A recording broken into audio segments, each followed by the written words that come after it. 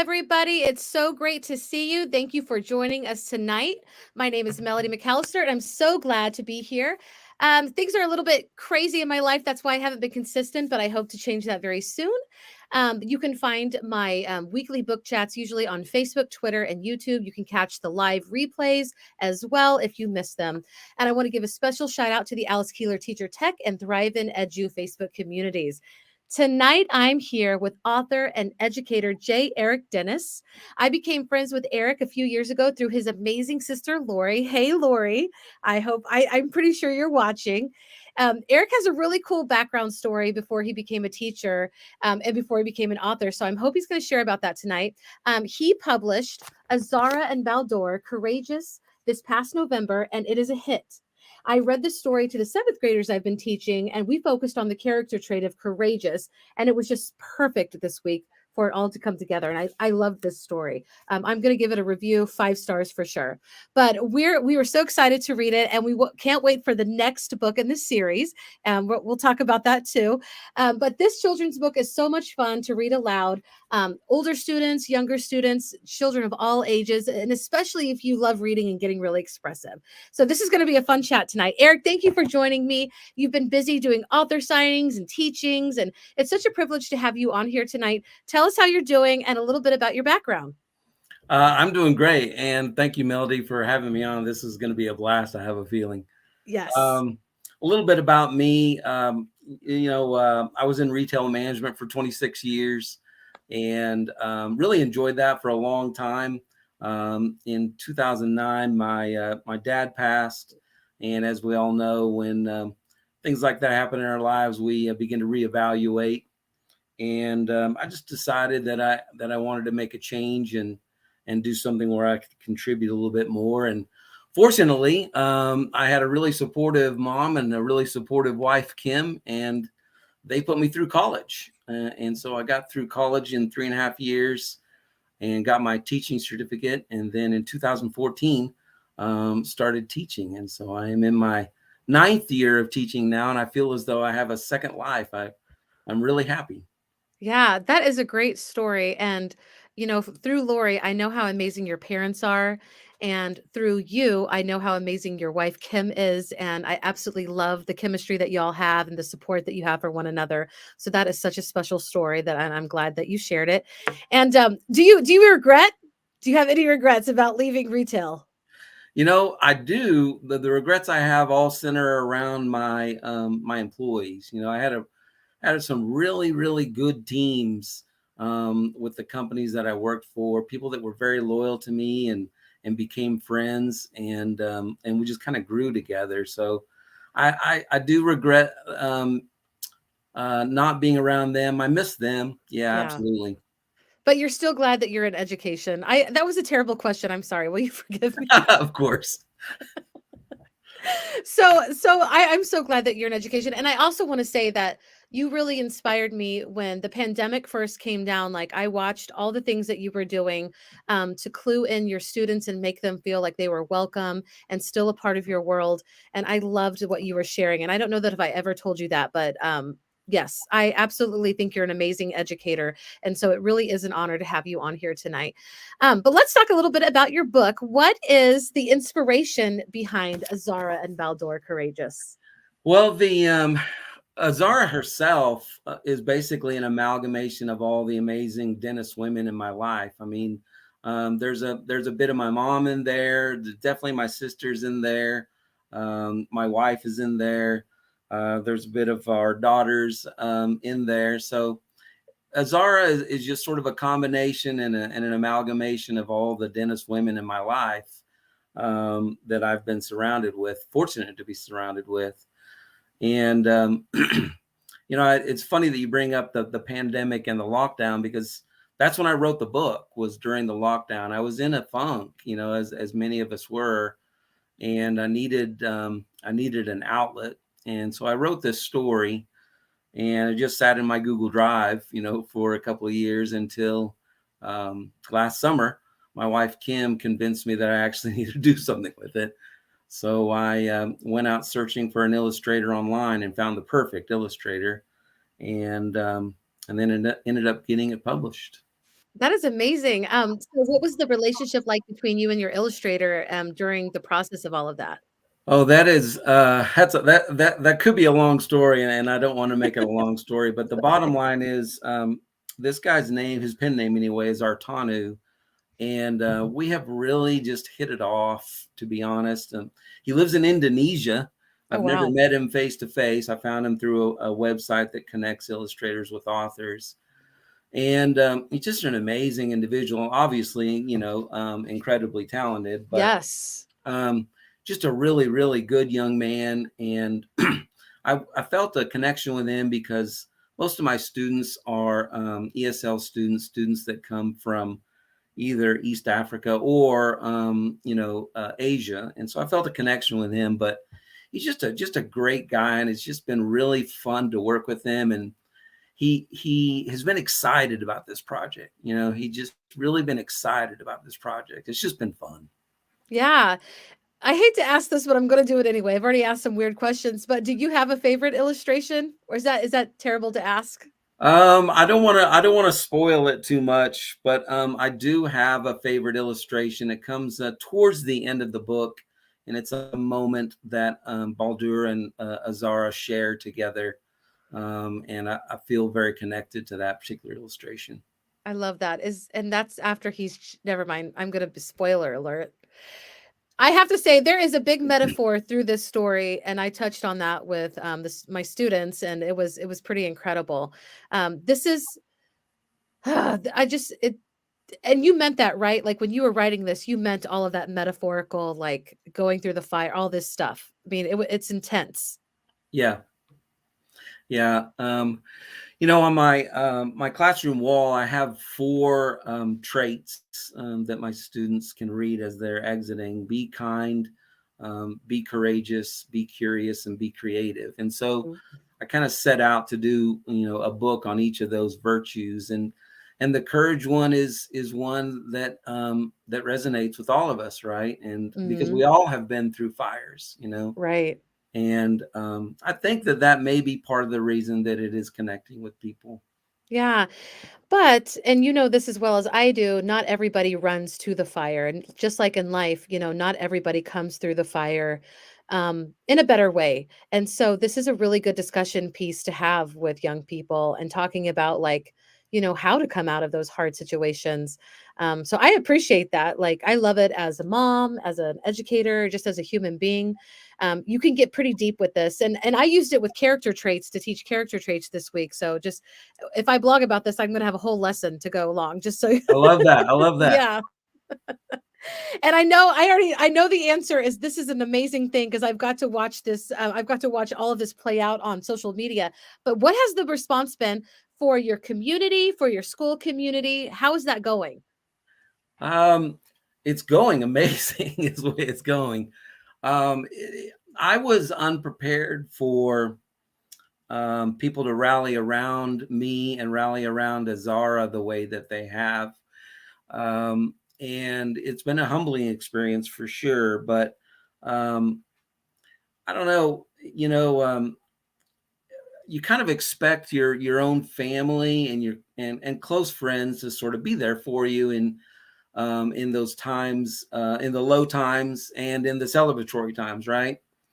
But what has surprised me is the people that have sort of come out of the woodworks that I've known years and years ago, high school graduate friends and people that worked for me 20 years ago, and, friends of friends of friends. That has been quite fascinating and humbling. And I'm really appreciative of people rallying around this. Really, really am. That is so cool. I love it. It makes my heart happy to see all of the good book signings. And we touched upon this before we went live, but you already have like a plethora of Amazon, um, oh gosh, 5-star reviews, which is amazing. In fact, you have enough now to be taken seriously. Like you've just been out since November, and like it's like every 30 that you get, like you've surpassed that, which is incredible, and it speaks volumes of your community. How about your students? What do they think about having a teacher that's a published author? They think it's pretty cool, but I have to say that I haven't read it to them yet. Yeah, What? yeah. I, What? I'm doing a horrible, horrible teacher trick here. I am using it as a carrot post star testing, post Oh my standardized. gosh. Yeah, so they are talking about it a lot and asking almost every day. But I've told them, let's hold on, let's get the test out of the way, and then we'll do it. Oh my gosh, I do not miss the STAR test, those poor kids, but at least they do have something to look forward to. Yeah, And then you'll have the next book out too by that. Or will you have like, because you this is a series, so it's and you do have quite a cliffhanger, by the way. You did a very good job of that. thank you. And are you going to have four in this series? Do you know? There will definitely be four in the series. The second one I've already written, and the illustrator's almost done with it, and it will be coming out at the end of March. Awesome. I'm planning for the third one to be out in July. That should be doable, and then the fourth one in November or December. Oh my goodness, that's wonderful. And whenever you get that, pre-link, what did I say? What's it called? Like For the uh, pre-order. pre-order, Tag me. Okay, tag me absolutely. and we'll get it out. I was also going to ask oh my gosh, it left my head. I had a great question. This is what I tell you, like some days I'm really good at this and other days it was so good. It will come back to me, I'm sure. Um so I always ask everybody that comes on because this is my absolute favorite part of having a book chat is watching authors read their work. I don't know, there's just something really magical about, getting to hear somebody who wrote a book and then read it in their own like how it's supposed to be read. Oh my god, I remember the question. I'm going to write it down because it's a really good question. Okay, but we'll come back to that. So, I'm asking you, I'm going to show the illustrations. Where are we going to start reading tonight? I think I would like to just start at the beginning. I think it sets the stage for the relationship between Azarah and Baldur, and we'll just read a few pages, nothing too long. Awesome. But this comes from my first book, Azarah and Baldur, Courageous. Today, much like every day, little Azarah was playing outside with Baldur, her floating, emoting, protecting Palantir personal companion. While running through her parents' sunflower field, and Baldur flying close behind, Azarah heard a familiar clang. How peculiar, she said, as the iron triangle continued ringing. It's nowhere near time for dinner, Baldur. Chuckling, she went on, we haven't even had lunch yet. Well, come on. We better go see what Marmee wants. The softball-sized sphere responded with an emoji of agreement, colored like the sunflowers on its chrome surface, then led Azarah playfully back to the house. When the pair arrived at the porch, Azarah noticed her father loading the car with baskets full of fruits and vegetables from the family's gardens. Meanwhile, her mother sat, playfully dangling her legs off the porch. Your dad and I are going into town to do some trades. Care to come along, little bug? Azarah rolled her eyes, her arms coiled up over her chest like defiant little cobras. Displaying neon green LEDs, Baldur mimicked her expression. Okay, okay, her mother responded. Message received. You don't want to go.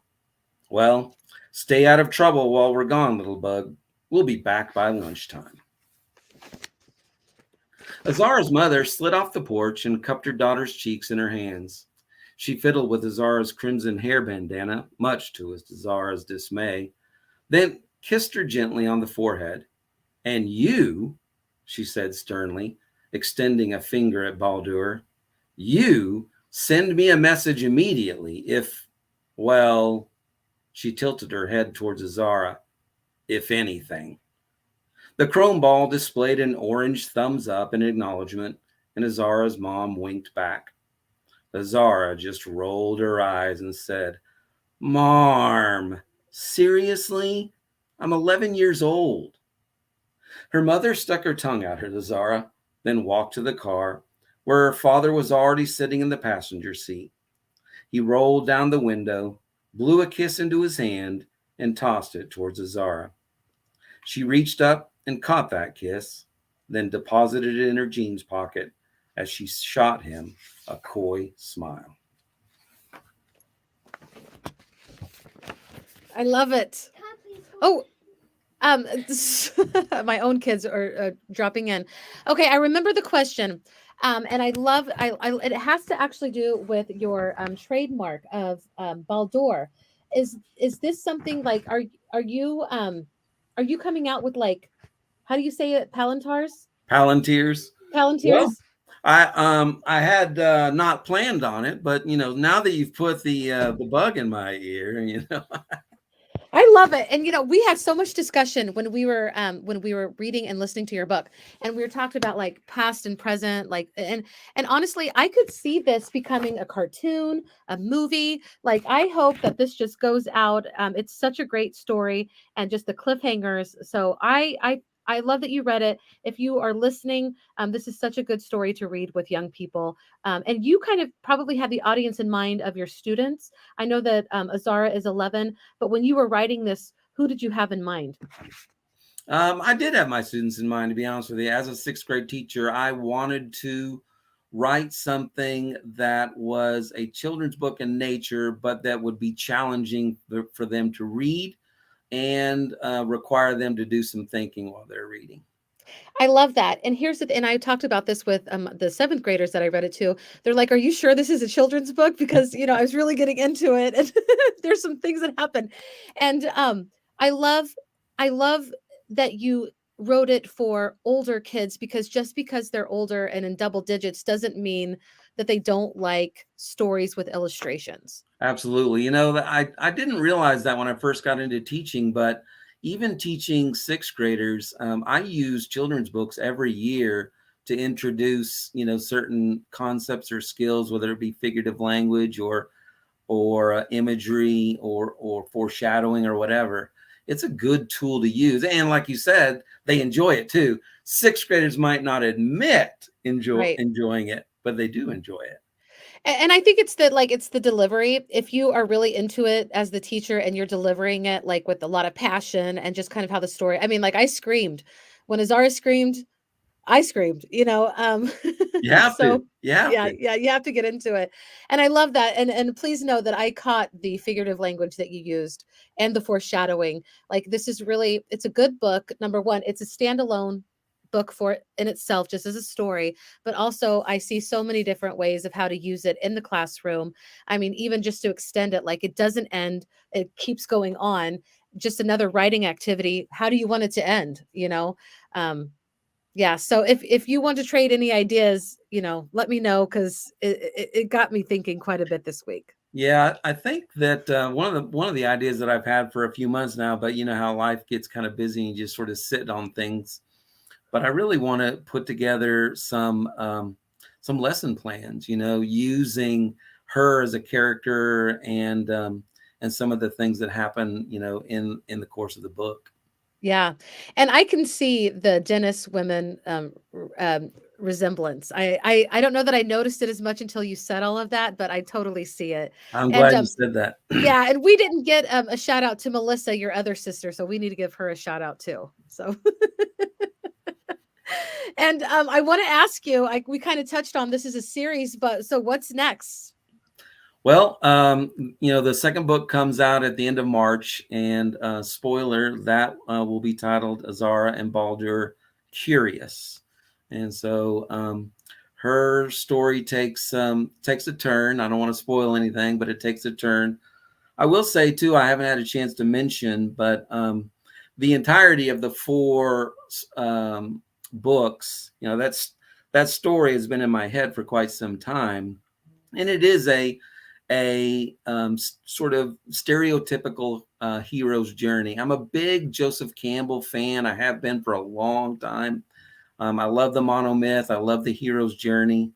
And of course, everything from Harry Potter to Luke Skywalker to Hunger Games, everything else. Those are just hero's journey stories. And so I wanted to write one of my own, but I couldn't do it in one book, in one children's book. So I'm looking forward to, getting these four virtues out there in book form, but I'm also looking forward to the completion of of Azarah's arc in a hero's journey.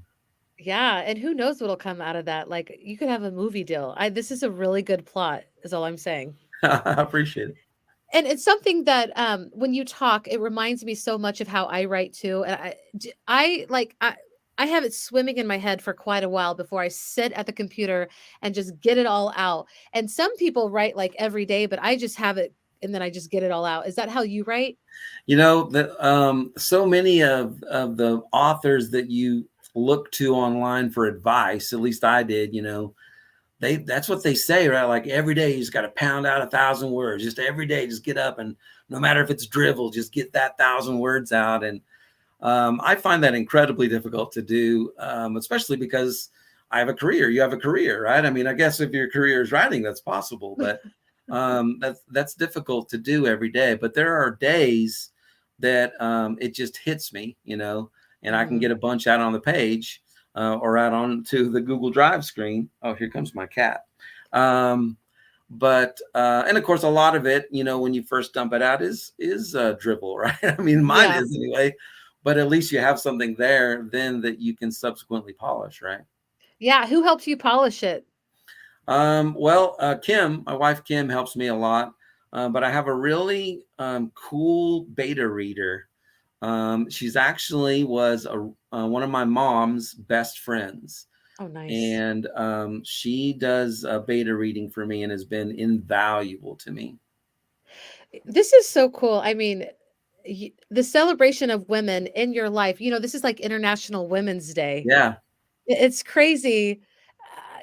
The women in your life must like you are incredible to speak to so much love and just, everything the deep relationships that you share and the way that you honor them in your story is pretty incredible and I love that today we're doing this on International Women's Day. that is cool. I thought about that earlier today. Mhm. Yeah.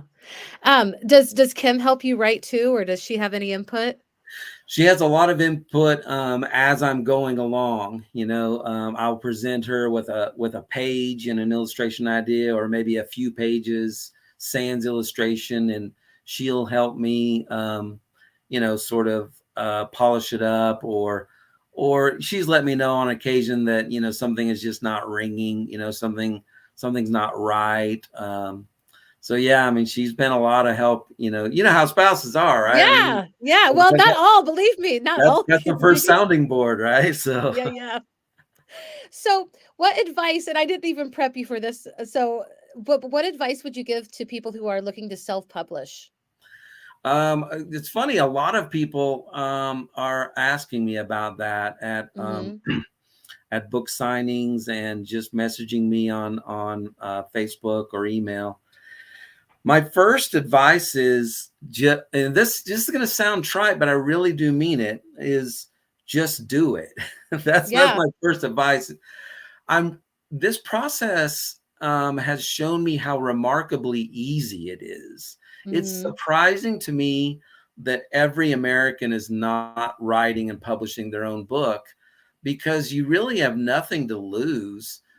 Especially, and this is not necessary. I'm not a paid endorser of Amazon, but if you go through Amazon KDP, they don't require money up front, you know, and so you really have nothing to lose but just the time and energy that you put into it. So my advice to people is just get something out on paper first of all, and it might be drivel if it's like my first attempt, but then work through it, get some people to help you edit it and polish it, and then just jump through those self-publishing hoops, which aren't that difficult, and just get it out there. You're a published author, and I Mhm. know that this feeling when that box shows up on your front porch and you crack it open, right? And Mhm. there's 30 copies or 50 copies of what you wrote. It's an incredible feeling, and everybody should experience that. Everybody should, but, and I mean a big but. I don't know if you felt this way, but right before it was released into the world, did you feel a moment of fear? Um, I I didn't feel a moment of fear because I did not think that it would sell. I did not think that it would resonate. I was doing it because I needed to complete something, and I needed to be able to say that I had reached my goal. And so I didn't experience any fear of failure because I just kind of assumed that it wouldn't even show up on people's radar. And that's Wow. part of, the question you asked earlier. It's just been really surprising to me. And I'm not just saying that. It's been really surprising to me that it has shown up on people's radar. Yeah. Well, I think it just speaks to you as a human. And, we talked about your social media. Like, you're not on social media as much as some other people like me or whatever, but your community, you're genuine, you're sincere, and your community knows that, sees that, and they're supporting you. And I think that says volumes about the character that you are. So kudos to you for sure. Well, it says volumes about my community, that's for Yeah. sure. I've got some good people around me. Yes, you do indeed. And I know that your mom is looking down from heaven, so proud. Your dad too, so proud of who you are and all the things that you've accomplished. And I know that I'm gonna get the next book. You don't have to send it to me. I'll get curious. So, and I'm so glad. It's so crazy that people send me their books. I love it. I have this huge library full of books. I have a friend that's making a comment. Yes, Nicole says it sounds freeing to create simply for the joy of creating too. I agree. Absolutely. Yes. Absolutely. And she's an amazing person as well. Nicole is a writer. So thank you for watching, Nicole. That's amazing. Um, so I want to ask you too, we're getting closer to our time before we say goodbye, but what is some wisdom that you want to share before we go? Something just popped into my head as you just asked that question that relates to something that we've ping ponged around here the past few minutes. And it's wisdom that came from my mom. I have never been good at accepting compliments and accepting praise. And my mom would always say, just tell people thank you, just tell people thank you, and move on. I had a tendency most of my life to do that sort of. It was embarrassing, you know, and so I have been told I would cast my eyes down and avert gaze and not talk to the person. And my mom said that was the exact opposite thing to do because you need to validate, the fact that the person is trying to celebrate you, And Hmm. so my wisdom that I would pass along is merely my mom's wisdom, which is allow people to celebrate you, and allow that to happen. It doesn't mean that you're an egotist, and it doesn't mean that you're a narcissist, but if first of all, it feels good, this past 3 months, this journey, I feel the I feel the love and I feel the support, and it feels freaking amazing, Yeah, But secondly, it's the right thing to do in terms of validating the other person. They want to know that you are receiving, their praise. And so my wisdom that I would pass along, I guess, is my mom's, and that is allow yourself to accept praise, allow yourself to be celebrated when it's merited. I love that. I love it, and I couldn't agree more, to be honest with you. And you're right. When somebody goes out of their way to give you that praise, and it's from a genuine place, um, to sweep it under the rug is not even a good feeling for the person that's giving it. So that the way that you expressed it is perfect and right on. And I wish that I had known your mom. From you and from Lori, like I know she was a courageous woman and she did so much, and I'm glad that I get to know her through both of you. So it's just incredible. And my friend Eileen is watching, but Eileen, I don't know, your comment didn't come through. So if you want to retype that, I would love to hear what you think. I'm going to put the link back up.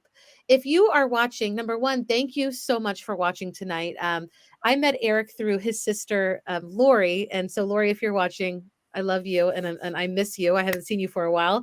But check out this book on Amazon. It is, Eric dropped it in, I think it was November, right? Yes. And he has another one coming out soon at the end of this month, but it really is just a wonderful book. And on International Women's Day, if you are just stopping in, this is just a celebration of all the amazing dentist women in his life, his dentist women, because that's his last name. It's not like some crazy type of women. They're amazing women. But just please check it out. I love this book. I read it with seventh graders, and it was very well received. Eric, you're a sixth grade teacher, so you did write it for older, students, and but it is great for children of all ages. And I just want to again thank you so much for joining us tonight.